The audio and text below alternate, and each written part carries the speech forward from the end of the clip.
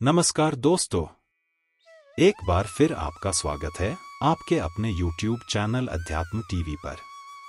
आज जानिए कैसे पत्थर का बन गया था कालिया नाग। भगवान श्री कृष्ण ने ब्रज में बहुत सी लीलाएं की हैं, जिसमें से एक कालिया नाग मर्दन भी है। भगवान श्री कृष्ण ने यमुना को जहरीला बनाने वाले कालिया नाग का मर्दन कर मथुरा वासियों का उद्धार किया था। मथुरा से लगभग 5 किलोमीटर की दूरी पर जैंत गांव में आज भी कालिया नाग मौजूद हैं और वहां उसकी पूजा भी की जाती है। मान्यता है कि कालिया नाग मंदिर में पूजा करने से काल सर्प दोष से मुक्ति मिलती है। कालिया नाग मंदिर में नाग पंचमी पर लक्खी मेला लगता है। पूरे देश से श्रद्धालु शामिल होने आते हैं।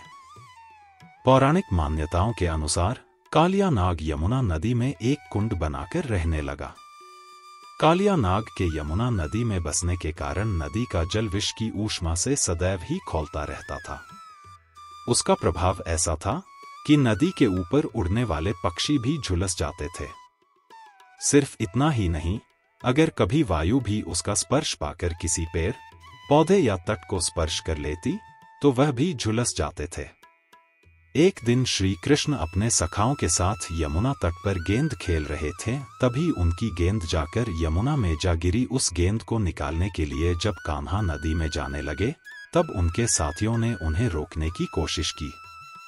भगवान श्री कृष्ण के सखाओं ने कहा कि नदी में कालिया नाग रहता है, लेकिन श्री कृष्ण जी ने उनकी एक बात न सुनी और नदी में कूद पड़े। श्री कृष्ण के नदी में कूदने की खबर जैसे ही मां यशोदा और गांव वालों को पता चली तो वह भी दौड़कर नदी के किनारे आ खड़े हुए। वहां कालिया नाग ने भगवान श्री कृष्ण को भी अपने विष का शिकार बनाने की कोशिश की, लेकिन वह ऐसा नहीं कर पाया। लेकिन श्री कृष्ण ने विषैले कालिया नाग को अपने वश में कर लिया। भगवान श्री कृष्ण ने कालिया नाग को हराने के बाद उसे यमुना नदी और ब्रज को छोड़कर जाने का आदेश दिया। भगवान श्री कृष्ण ने कालिया नाग से यह भी कहा कि यहाँ से जाते हुए तुम पीछे मुड़कर मत देखना, नहीं तो तुम वहीं पर पत्थर के बन जाओगे। भगवान श्री कृष्ण की बात सुनकर कालिया नाग वहां से जाने लगा। कुछ दूर जाकर जैसे ही उसने पीछे मुड़कर देखा तो वह वहीं पर पत्थर का बन गया। 1945 में जब अंग्रेज भारत में आए और इस मंदिर की इतिहास के बारे में उन्हें पता चला तो उन्होंने मंदिर की खुदाई शुरू कर दी। कालिया नाग की मूर्ति को ले जाने की कोशिश करने लगे। चमत्कार होने के कारण कालिया नाग को नहीं ले जा पाए। इस पर अंग्रेजों ने गुस्से में आकर कालिया नाग की मूर्ति में कई गोलियां मारी। मूर्ति को क्षतिग्रस्त कर दिया। इस पर नागों ने अंग्रेजों को नागपाश में बांध लिया। यह देख अंग्रेज घबरा गए। उन्होंने जब मिन्नत की तो छोड़ दिया। इसके बाद अंग्रेज चले गए। इसके बाद से मंदिर की मान्यता और बढ़ गई है। कालिया नाग की उत्पत्ति की कथा पूर्वकाल की बात है। स्वयंभुव मनवंतर में वेदशिरा नामक मुनि, जिनकी उत्पत्ति भृगुवंश में हुई थी, विंध्य पर्वत पर तपस्या करते थे। उन्हीं के आश्रम पर तपस्या करने के लिए अश्वशिरा मुनि आए। उन्हें देखकर वेदशिरा मुनि के नेत्र क्रोध से लाल हो गए और वे रोषपूर्वक बोले, ब्राह्मण, मेरे आश्रम में तुम तपस्या न करो, क्योंकि वह सुखद नहीं होगी। तपोधन, क्या और कहीं तुम्हारे तप के योग्य भूमि नहीं है? वेदशिरा की यह बात सुनकर अश्वशिरा मुनि भी क्रोधित हो गए और वे बोले, मुनिश्रेष्ठ, यह भूमि तो महाविष्णु की है, न तुम्हारी है न मेरी। तुम व्यर्थ ही सर्प की तरह फुफकारते हुए क्रोध प्रकट करते हो, इसीलिए तुम सदा के लिए सर्प हो जाओ और तुम्हें गरुड़ से भय प्राप्त हो। वेदशिरा बोले, दुर्मते, तुम्हारा भाव बड़ा ही दूषित है। तुम छोटे से अपराध पर भी महान दंड देने के लिए उद्यत रहते हो और अपना काम बनाने के लिए कौए की तरह इस पृथ्वी पर डोलते फिरते हो, इसलिए तुम भी कौआ हो जाओ। इसी समय भगवान विष्णु दोनों ऋषियों के बीच प्रकट हो गए। श्री भगवान बोले, मुनियों, तुम दोनों समान रूप से मेरे भक्त हो। वेदशिरा, सर्प की अवस्था में तुम्हारे मस्तक पर मेरे दोनों चरण अंकित होंगे। उस समय से तुम्हें गरुड़ से कदापि भय नहीं होगा। और अश्वशिरा, तुम काक रूप में रहने पर भी तुम्हें निश्चय ही उत्तम त्रिकालदर्शी ज्ञान प्राप्त होगा। ये कहकर भगवान विष्णु जब चले गए तब अश्वशिरा मुनि साक्षात योगींद्र काकभूषुंड हो गए और नील पर्वत पर रहने लगे। चाक्षुष मनवंतर के प्रारंभ में प्रजापति दक्ष ने महर्षि कश्यप को अपनी परम मनोहर 11 कन्याएं पत्नी रूप में प्रदान की। उन कन्याओं में जो श्रेष्ठ कद्र थी उसने करोड़ों महासर्पों को जन्म दिया। वे सभी सर्प विषरूपी बल से संपन्न तथा उग्र थे। उनमें से कोई कोई 100 मुखों वाले एवं दुस्सह विषधर थे। उन्हीं में वेदशिरा कालिया नाम से प्रसिद्ध महानाग हुए। उन सब में प्रथम राजा फणिराज शेष हुए, जो अनंत अवाम परात्पर परमेश्वर हैं। कालिया नाग और गरुड़ में दुश्मनी कैसे हुई? पूर्वकाल में रमणक द्वीप में नागों का विनाश करने वाले गरुड़ प्रतिदिन जाकर बहुत से नागों का संहार करते थे।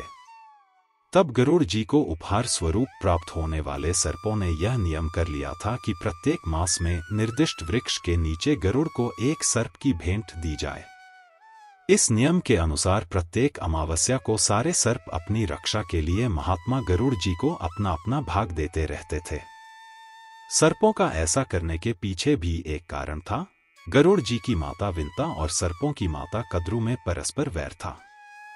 माता का वैर स्मरण कर गरुड़ जी जो सर्प मिलता उसी को खा जाते।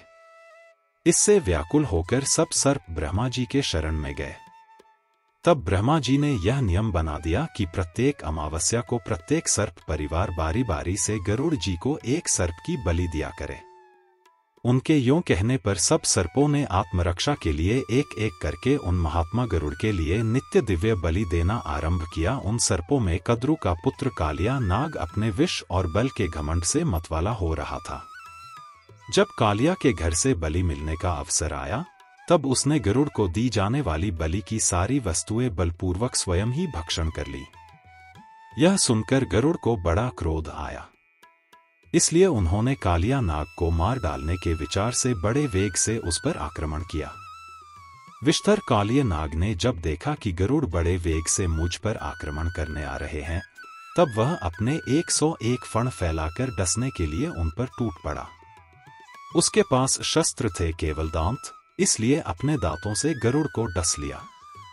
उस समय वह अपनी भयावनी जीभें लपलपा रहा था। उसकी सांस लंबी चल रही थी और आंखें बड़ी डरावनी जान पड़ती थी। गरुड़ जी विष्णु भगवान के वाहन हैं और उनका वेग तथा पराक्रम भी अतुलनीय है। कालिया नाग की यह ढिठाई देखकर उनका क्रोध और भी बढ़ गया तथा उन्होंने अपने शरीर से झटककर फेंक दिया एवं अपने बाएं पंख से कालिया नाग पर बड़े जोर से प्रहार किया। उनके पंख की चोट से कालिया नाग घायल हो गया। तब भय से कालिया गरुड़ से छूटकर भागा। गरुड़ भी सहसा उसका पीछा करने लगे। 7 द्वीपों, 7 खंडों और 7 समुद्रों तक वह जहां जहां गया वहां वहां उसने गरुड़ को पीछा करते देखा। वह नाग भूलोक, भुवरलोक तथा स्वर्गलोक हर जगह पहुंचा पर किसी ने उसकी सहायता नहीं की। तब भय से व्याकुल कालिया नाग देवाधिदेव शेषनाग के चरणों के निकट गया और कंपित होकर शेषनाग जी से सहायता मांगी। शेषनाग ने कालिया नाग को बताया रक्षा का उपाय। शेषनाग जी कालिया नाग से बोले, महामते कालिया, मेरी उत्तम बात सुनो। इसमें संदेह नहीं कि संसार में कहीं भी तुम्हारी रक्षा नहीं होगी। रक्षा का एक ही उपाय है, उसे बताता हूं, सुनो। पूर्वकाल में सौभरी नाम से प्रसिद्ध एक सिद्ध मुनि थे। उन्होंने वृंदावन में यमुना के जल में रहकर 10,000 वर्षों तक तपस्या की। इसी स्थान पर एक दिन गरुड़ ने तपस्वी सौभरी के मना करने पर भी अपने अभीष्ट भक्ष्य मत्स्य को बलपूर्वक पकड़कर खा लिया। अपने मुखिया मत्स्यराज के मारे जाने के कारण मछलियों को बड़ा कष्ट हुआ। वे अत्यंत दीन और व्याकुल हो गईं। उनकी यह दशा देखकर महर्षि सौभरी को बड़ी दया आई। उन्होंने उस कुंड में रहने वाले सब जीवों की भलाई के लिए गरुड़ को यह शाप दे दिया, यदि गरुड़ फिर कभी इस कुंड में घुसकर मछलियों को खाएंगे तो उसी क्षण प्राणों से हाथ धो बैठेंगे। शेष जी कहते हैं, उस दिन से मुनि के शाप से भयभीत हुए गरुड़ वहां कभी नहीं आते। इसलिए कालिया, तुम मेरे कहने से शीघ्र ही वृंदावन में चले जाओ। वहां यमुना में निर्भय होकर अपना निवास नियत कर लो। वहां कभी तुम्हें गरुड़ से भय नहीं होगा। तभी से कालिया नाग वहीं रहने लगा। अगर आज का वीडियो अच्छा लगा हो तो प्लीज चैनल को लाइक, शेयर और सब्सक्राइब करें।